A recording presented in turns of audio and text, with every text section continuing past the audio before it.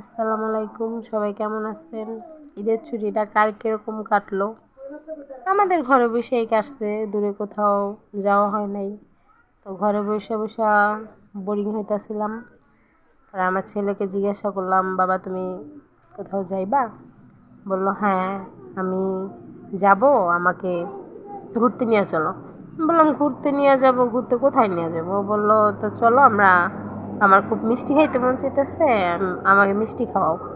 তো বললাম যে বাসায় আনি। বললো না, বাসায় না, আমি বইসা খাবো।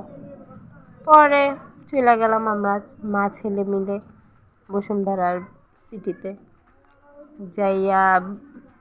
বেশি একটা খোলা ছিল না, দোকানপাট সব বন্ধ হয়েছিল। পরে একটা দোকান খোলা দেখছি, পরে ওইখানে আমার বাবাটাকে খাওয়াইলাম। বললাম আলিফ খাও, তুমি যে কটা পারো।